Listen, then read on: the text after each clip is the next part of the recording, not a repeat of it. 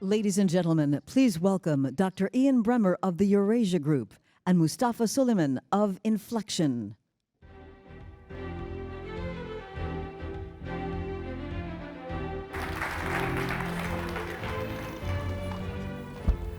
So, our moderator, Ryan Heath, is not here. And we have his questions, which we are not using. But that's okay, because we're friends and we work together and we're going to figure this out. I'll start for a minute, which is, I've been a political scientist for about 30 years. Never in my life have I had to change my way of thinking about the world geopolitically as I have with the explosion of AI in this space. A year ago, speaking to this group, and I recognize some faces here, there wasn't a question. We did have a moderator, but there were no questions about AI. This time, lots of questions about AI, no moderator. So the whole thing, you know, there was not a single world leader that I was speaking with at last year's UNGA 2025 bilats that brought up AI as a question. There will not be a single global leader that Moose and I talked to this week that aren't fundamentally focused on this issue. So let's start by recognizing this is a really big deal. And at a time when the United Nations is sometimes derided as a talk shop, that we'll talk about sustainable development goals, we'll talk about climate, we'll talk about Russia, Ukraine, but unless there's action, people will say nothing is happening. In the case of AI, the talk is the thing, because global leaders don't actually know what policies they need, what governance they need, what institutions they have to create. So literally, that will be the most, I think, and I think Moose thinks, the most important issue this week on the agenda, because everything that is being brought up is going to determine, sculpt, direct the world of governance around AI, for good, for bad, or not happening at all. Moose. I mean, for as long as I can remember, and I've been working on AI since 2010, there's been skepticism about the progress. Like, we're not going fast enough, it's been overhyped, it hasn't delivered. You know, just 3 or 4 years ago, people would say, well, AI is never going to be used for creative work. You know, humans are always going to have creativity as a special source. And then a few years ago, people would say, well, okay, it's starting to clearly do that now. We can see what generative image modeling looks like. And then people would say, well, it's never going to be empathetic. You know, AIs are never going to be kind and compassionate. And now I think it's pretty clear that interactive AIs like Pi, the mine that I develop at Inflection, are incredibly good conversationalists, like very, very smooth, super empathetic, super kind and considerate. And so the entire debate has shifted from it's not happening fast enough and it's not going to happen, it's overhyped, to now possibly being a little overhyped. You know, I think everyone is completely obsessed with this generative AI moment, and you know, rightly so. But I also think that we have to be grounded and realistic in terms of like assessing what is possible and then trying to evaluate how it can be contained, how we can get the benefits without you know, so many of the risks. So, as we've been thinking about putting our heads together over the past year on what governance of AI possibly means, let me put it in the context of what it shouldn't mean. Geopolitics today is increasingly dominated by fragmenting forces. Inside the United States, inside advanced industrial democracies, the Russia war in Ukraine, and of course, the feeling that that's increasingly affecting all of Europe, and perhaps most importantly, the United States and China. When you think about technology and the US and China, we have a hammer and everything is a nail. You've got, you know, the CHIPS Act, you've got export controls on semiconductors, you've got Huawei. The idea is that the Americans, one of the few things Americans agree on right now, and allies need to work together to create Western standards, need to contain the Chinese, de-risk, decouple, whatever your term of art, and need to ensure that the Americans maintain a level of strength and control with their friends. AI will not work that way. And it won't work that way for a few reasons, right? One is because there is enormous proliferation coming among the actors that use AI. It's going to become ubiquitous. It's not going to be in the hands just of the United States and the Chinese. It's going to be everyone with a smartphone, everyone using open source models. everyone tailoring these models. And that's both true in terms of the extraordinary potential for economic growth and productivity from AI, but it's also true in terms of all of the incredibly dangerous things that can come if and when AI is misused. So the idea of governance of AI, unlike a coming technology Cold War between the Americans and the Chinese, needs to sit above geopolitics. It needs to look a lot more like the financial sector, where we have something that we know everyone needs to have access to, everyone needs it to work, and when there are crises, everyone needs to respond to ensure the stability of the system. Yeah, I mean, one of the things that Ian and I have been working on for quite a while now is trying to think about metaphors that have been used in the space which have been unhelpful. And one that Ian mentioned or alluded to is this idea of a race. For as long as I can remember, the technology efforts have been characterized as a race between superpowers. And in fact, just like Ian says, it's much more of a proliferation. It really isn't going to be about a small number of powers that get very, very far ahead. The open source cutting edge today is about 18 months behind the absolute frontier. So the top 7 model developers in the world are only 18 months ahead of the absolute open source. Open source that can be, just to state the obvious, copied and reused by anybody and everybody all over the web. So the mental model that we have to get in mind is one of everybody having access and the consequences of that, both good and bad. I mean, on the face of it, it is also going to drive the greatest productivity boom in the history of our species. I mean, intelligence is the thing that is distinct, that has created civilization, that has made us unique and special. Everything of value is a product of our intelligence. And we're now about to make that widely available to hundreds and hundreds of millions of people to invent and create. And on the face of it, that should be incredible. And I agree that the opportunity of AI is nothing less than a new industrial revolution. It is globalization 2.0, not just because of the extraordinary things that this new technology can create, but also because a lot of it isn't disruptive. One of the biggest problems we have with technologies, with new technologies, is they displace vested political and economic actors with a lot of power. And so as a consequence, it is hard to get them to give up power. It's hard to get them to embrace new technologies. That is certainly true of AI, but it's also true that AI makes existing processes more efficient. It allows you to do more with what you have.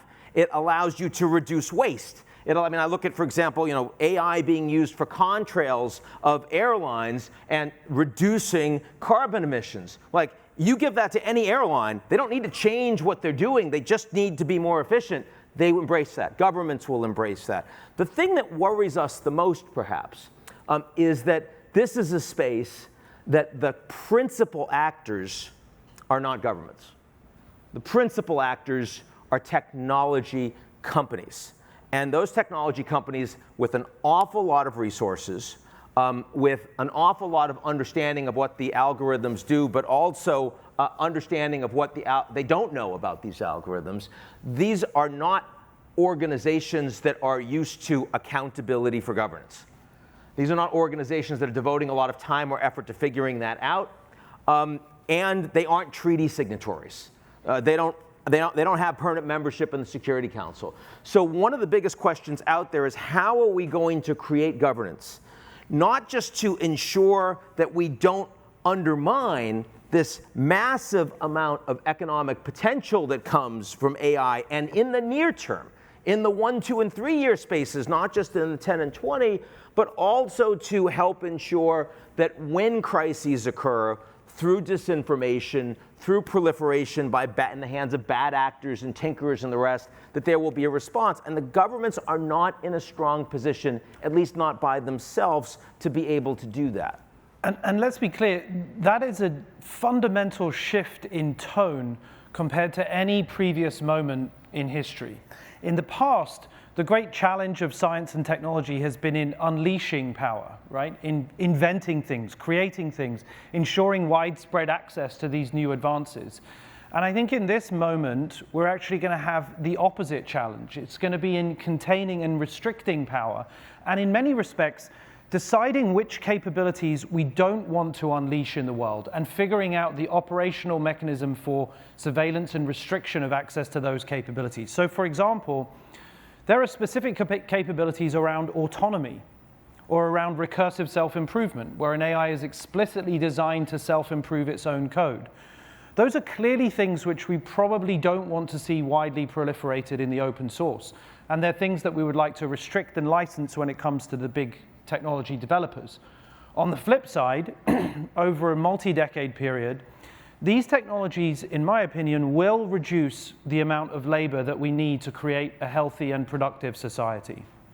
It's just clear that these models will do the work of at least intellectual manual labor, so the basics of planning and project management and back-end payroll and administration, far better than any human. And that's going to take vast chunks out of the labor force over a 20 to 30 year period. And so the key question becomes, how do we manage that transition and how do we handle redistribution? In my opinion, the goal of a good functioning society is not to create work for its own sake. The goal is to reduce suffering. The goal is to create abundance. And the good news is that if we can get this right, I think over the next 20 years, we really are headed to that world. But that depends on us getting the governance right. That depends on us holding centralized power, my own included, technology companies accountable, and managing the proliferation risks in open source. Because what we don't have is time. I mean, if we had 20, 30, 40 years to get this right and to deal with the negative externalities, I'd be much more comfortable that governments would be able to ultimately figure it out. But that's not where we are right now. Remember, with globalization over the last 50 years, it drove extraordinary wealth around the world. It built a global middle class. It expanded our life expectancy. You've heard all the story before. But it also created massive negative externalities. And corporates that were driving globalization and industrialization were very, very comfortable profiting from those advantages, but also wanted to socialize those negative externalities. And you kick the can far enough down the road, and you head to 2.5 degrees of warming or more, for example. Or you head to populism from populations, including in the United States, that increasingly feel like their government is illegitimate. Those negative externalities with AI are very significant, and they will happen almost simultaneously with the benefits that Mustafa and I are talking about. So figuring out this governance and bringing the corporates in to be partners in what is essentially a technopolar digital environment is absolutely critical. We both, Mustafa was one of the 7 signatories with President Biden just about a month ago, voluntary principles of governance that these tech companies, the top tech companies in AI, said that they would sign up for. That's obviously a good first step in the sense that it recognizes where the power presently is, but it can't end that way. And we're both hopeful that one of the things that can be announced soon would be an intergovernmental panel on AI. In other words, bring together the policy experts, the scientists, and the corporates to actually understand the nature of the challenge, the opportunities, and the problems so that you can fix them. That has to be done. That's been done on climate change. The UN has hosted it. It has not been done in AI. And you can't fix the problem if you can't first define the problem. We've both been very hopeful by the fact that the EU President von der Leyen has just publicly last week actually come out and endorsed that. That's kind of cool. Yeah, and people will often say, well, what about the risks of leaving, of not being able to grab onto the benefits of AI? What if we overregulate? What if we move too quickly? Does this mean that we won't end up, enjoying some of the benefits for a few years, while we overregulate? And I think the answer to that is actually that now I think is the moment for the precautionary principle. It's sensible for us to take deliberate, cautious steps. And that may mean that we take a little longer than we otherwise would to enjoy the full benefits. And I think that's actually the right trade-off given the environment that we're currently in. So, Ian, I'm conscious that we're running out of time. We have to moderate ourselves here. We've got a minute left. So how about we do one question each with a quick fire answer? I'll give you one first. You can give me one after. So what would be the number one thing that you would propose that corporations do to themselves, self-imposed regulation, in order to adapt to what's happening in the next couple of years? What is the one thing you'd like to see companies do more of? Not necessarily AI companies, companies AI broadly. companies, AI companies. AI companies, I want to see, and the ability to take, not only to watermark, but also take accountability for material that is put together by AI, and that not only do they have to ensure that they have that, but that they are responsible and accountable for taking it off their platforms that doesn't exist. And the reason I say that first is because of all of the dangers of AI. The disinformation danger is the one that I see coming fastest. And when you go and talk to US government officials and ask what their top national security concern is, they don't say Russia, they don't say China, they say it's domestic, and they're deeply worried about the delegitimization of the US presidential election. The government does not have a mechanism. There will be no legislation on this issue. It won't pass. So if the companies don't do it, it's not going to happen. I think that's number one. Okay, what's the thing that you then, in the next 5 to 10 years, think that the AI companies should be shooting for that would make the biggest difference in trajectory of the planet? So I think that we have to be very careful about open source, and the companies need to figure out how to make sure everybody gets access to technologies and that they're free to experiment with them without then enabling people to do serious harms with open source technologies. That's one thing that I'm very concerned about. Like, it is definitely going to be possible for independent developers taking advantage of open source technologies in 5 years and experimenting with things like recursive self-improvement, or teaching an AI to develop its own goals. So not having a goal that is set by a human, but actually like the AI learning, to invent its own learning objective, training objective. And without real oversight, and that means that the foundation models that are in open source have to restrict those capabilities proactively, then it'll be very easy for people to invent those kinds of things. And those are the things that really scare me in the future. There you have it. Unmoderated, unscripted. Good to see you guys.